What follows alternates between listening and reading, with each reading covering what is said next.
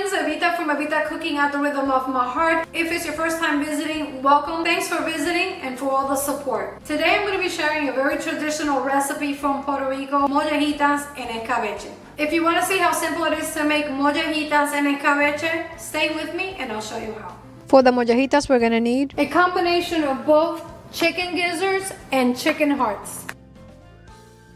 The gizzards we want to dice into small chunks, about that size.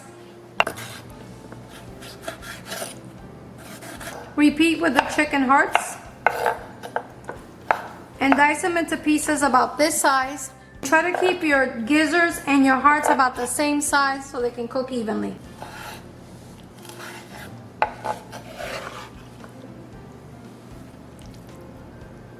Wash it and rinse it with some white vinegar, sour orange, and water. And just to make sure that we clean the gizzards and the hearts well, I like to leave them soaking in the vinegar and sour orange mixture for at least an hour. This is optional. When we soak them in the sour orange and the vinegar for at least an hour, not only do you get a better tasting gizzard, but it also cooks a lot faster. This is an extra step and you can skip this process if you want. This is the way my mother taught me how to make it. If you don't want to wait, you can just go ahead and rinse them in just plain water and go straight to the next step. Okay, so our chicken hearts and gizzards have been washed twice and soaked with water, sour orange and vinegar for about an hour. This process always begins by cooking the gizzards separately for about 45 minutes to an hour, depending on how big you cut them. If you cook them on a pressure cooker, it's going to take a little bit less time. On the stove top, you may want to add maybe another 15-20 minutes and just keep checking them until they're completely tender. Now we're going to add some bay leaves, fresh oregano, and I have some oregano brujo. Bruise it slightly and just throw it into the pot. You can use any type of oregano, dry oregano. I'm adding some oregano fino. This is also another variety of oregano, very common in Puerto Rico. I use it in my sofrito criollo. Anything that you add to the gizzards while you're cooking them and tenderizing them, it's going to infuse right through the gizzards and enhance the flavor. You can use thyme, you can use basil, any type of fresh herb that you have on hand works perfectly with this recipe. Since I have the oregano fino and oregano brujo, and those are the two types of oregano that we use in Puerto Rico, I decided to use it for this recipe too. Add your sofrito, apple cider vinegar, sour orange, peppercorn, all natural adobo, all natural total seasoning, minced garlic, oil, and cover with water. Add some salt.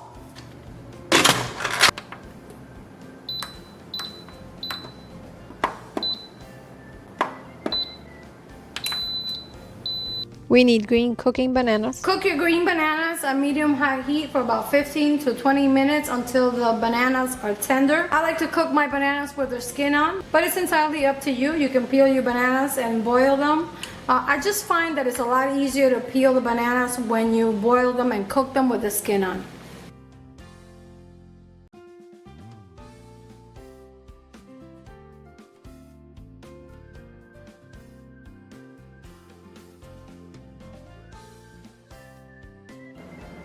Dice them.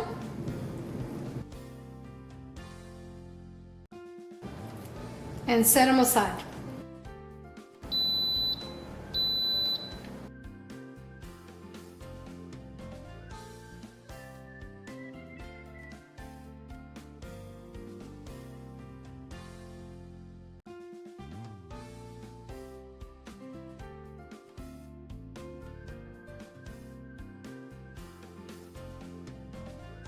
I strained the cooking liquid for the gizzards mainly because this is one of those dishes that we use a lot in parties. I'm more interested in preserving the substance of the cooking liquid, not so much everything else that we added to the broth. Straining the liquid gives you a more elegant look. It also helps to keep it cleaner.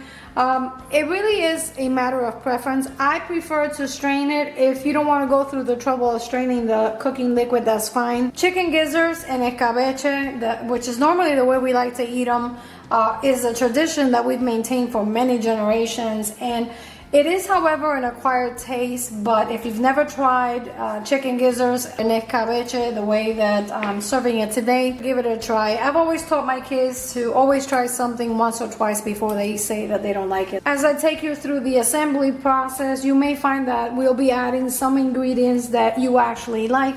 And if you've never tried chicken gizzards before, try this method. Let's go ahead and move on to the rest of the cooking process. Turn your heat to medium-low, add your olive oil, bay leaves, onion, peppers, olives, capers, vinegar, sour orange, adobo, garlic, ground pepper, and total seasoning.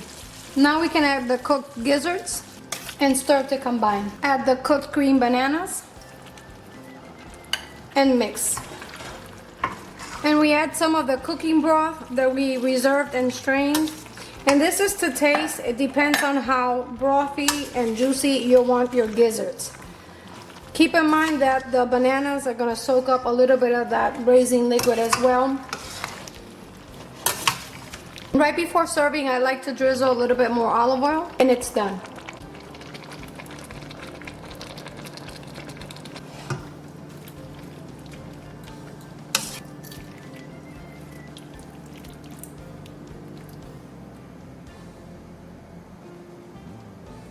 Friends, there you have it, my version of mollejitas and escabeche, aka pickled chicken gizzards. If you're not a big fan of chicken gizzards, over here I have the cooked green bananas. I prepared them using similar ingredients. The taste is going to be slightly different because I used some of the cooking liquid to marinate the chicken gizzards. However, following the same steps with the escabeche to prepare your bananas, you're going to end up with something very similar to the chicken gizzards.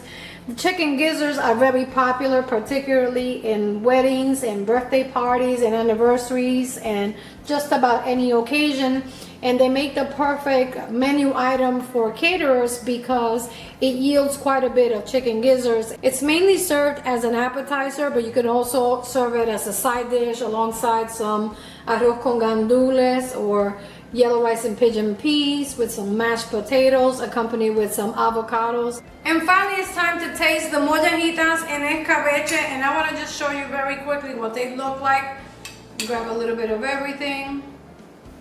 And look at that broth. It's nice and thick. The longer it sits with the bananas, the thicker it gets. Mollejitas are really tasty on the day you make it. They taste even better the next day. I want to get a little bit of everything. Just one perfect bite.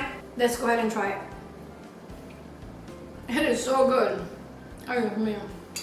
You just want to keep on eating them. It has just the right amount of the sour orange and the vinegar, perfect balance of the onions, the peppers, and the garlic.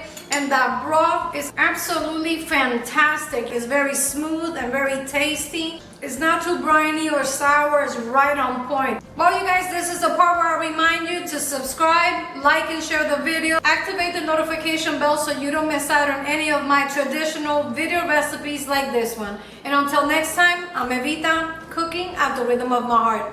Buen provecho y hasta la próxima.